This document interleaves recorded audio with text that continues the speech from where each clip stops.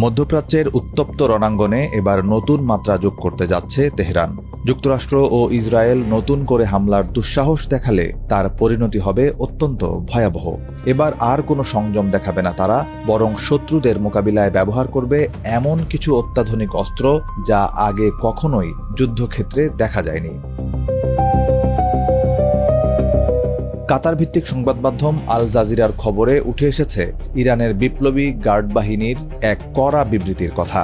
তারা পরিষ্কার জানিয়ে দিয়েছে, ইরানের ভূখণ্ডে নতুন করে আগ্রাসন চালালে এই যুদ্ধ আর কেবল মধ্যপ্রাচ্যেই সীমাবদ্ধ থাকবে না। যুদ্ধের পরিধি আরও বিস্তৃত করে এর ভয়াবহতা বুঝিয়ে দেওয়া হবে শত্রুদের। পার্লামেন্ট স্পিকার মোহাম্মদ বাঘের গালিবাফ এক অডিও বার্তায় উল্লেখ করেন শত্রুদের গোপন ও প্রকাশ্য তৎপরতার কথা, যা মূলত নতুন হামলার প্রস্তুতিরই স্পষ্ট ইঙ্গিত। তবে যে কোনো পরিস্থিতি মোকাবিলায় পুরোপুরি প্রস্তুত রয়েছে তেহরান। রুশ সংবাদ মাধ্যমকে দেওয়া সাক্ষাৎকারে এক ইরানি সামরিক কর্মকর্তা জোর দিয়ে বলেছেন, সম্পূর্ণ দেশীয় প্রযুক্তিতে তৈরি করা হয়েছে এসব আধুনিক অস্ত্র।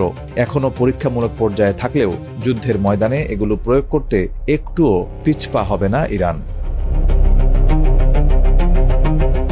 একদিকে চলছে এই রণপ্রস্তুতি, অন্যদিকে কূটনৈতিক আলোচনার দরজাও খোলা রেখেছে দেশটি। প্রেসিডেন্ট মাসুদ পেজেশকিয়ান জানিয়েছেন, তেহরান এখনও আলোচনার টেবিলে বসতে প্রস্তুত, তবে জোর জবরদস্তি করে তাদের আত্মসমর্পণে বাধ্য করার চিন্তাকে তিনি আখ্যা দিয়েছেন নিছক বিভ্রম হিসেবে।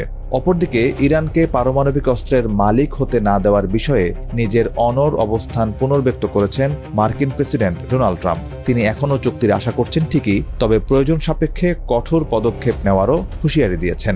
এর পাশাপাশি তুরস্কের প্রেসিডেন্ট রিসেপ তাইয়েপ এরদোয়ানের সঙ্গেও পরিস্থিতি নিয়ে কথা বলেছেন ট্রাম্প।